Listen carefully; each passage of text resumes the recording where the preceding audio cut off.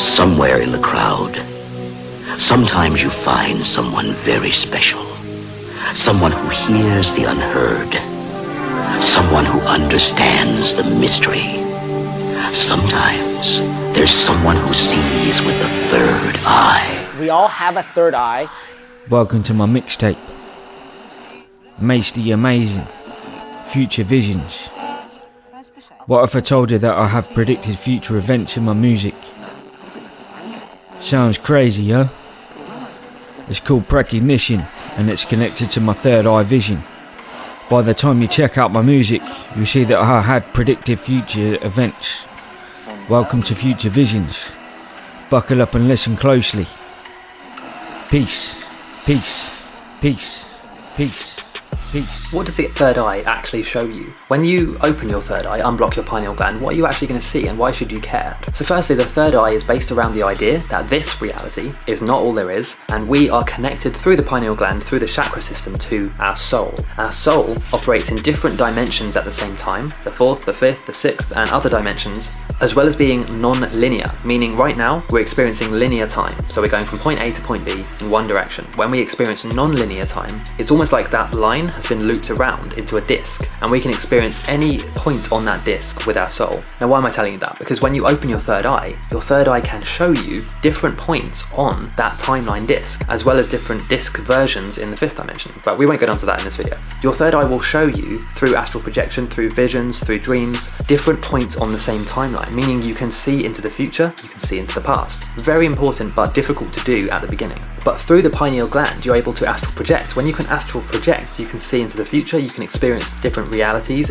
you can explore different dimensions and get different perspectives and guidance. It's really important and it's kind of profound. Like when you can actually do that, it's very profound, the insights you'll be able to bring back into this reality. Your soul has already seen how that timeline plays out. Like I said, it's a loop instead of a line, right? So through the third eye, you're able to connect with your soul, and what deja vu is you quickly have a glimpse of what's just about to happen because your soul has already experienced it. So it's almost like you're remembering it before it's happened. And when you open your third eye, it will show you these deja vu experiences more and more often. They will become more and more regular, and more regular, and more regular, and more regular, and more regular, and more regular, and more regular, and more regular. Greeting, Earthlings. We have now taken over your radio. Well, I'm going to stick my neck out, but how many people think I saw a UFO when I was up there? You know, and I did. I mean, I saw things in the true sense of the word, unidentified flying objects. Don't take me out of context with that first quote.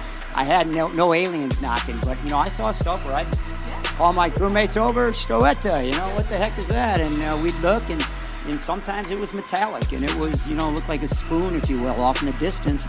And the problem in space, good luck figuring out if it's a really small object close by, something that floated out of the airlock like a spoon, or is it something 100,000 miles away that's the size of a big spacecraft? And it's very hard to distinguish that. Usually it was, you know, something you could kind of explain, probably an ice chunk off the external tank or something like that. But you'd see things, as you're saying, Nicole, that, you know, you go, wow, that's cool. I don't know what that was exactly, but it's not a satellite because it's, you know, doing something different, and it's pretty cool to see something like that. Bizarre sightings at Edwards Air Force Base continued up to the present day. In 1996, another eyewitness report enters into the realm of the unexplained. I was solo that night. Mike Larson is an Air Force security officer at Edwards. And I just pulled over somebody on Mercury Boulevard for speeding. All right, sir, have a good night. Slow it down, all right? I gave him a warning, and I was just walking back to my vehicle. They were leaving, and that's when something caught my eye. There was a light off in the distance. What I saw coming pretty much almost dead on. It was triangular shaped. It was large. Had a center light, just steady, not too bright. And then on each corner, it had greenish lights on each side. No blinking, no aviation lights. All the lights were steady on, and it moved very slow, and it was quiet. There was no engine noise, nothing to identify it as a standard aircraft. Edwards Police Force? And so then I called the office, and I said, Edwards. You're not going to believe what I'm about to say. I'm seeing an unidentified flying object. One of the elements of where they want to take the world is a third world war, which they wish to involve Europe, the United States, and well, Canada, North America, and Russia and China. I was told by insiders in the 1990s in America that the plan was to lead to a conflict involving China.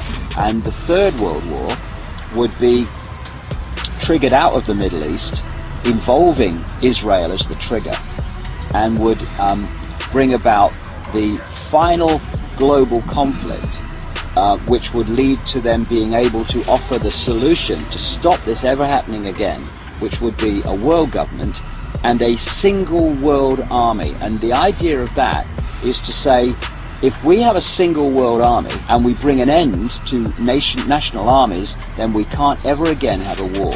What they won't tell you is those that have manipulated the war will be the same people that offer the solution to the war, which is exactly the structure of control that they want, that they want, that they want, that they want.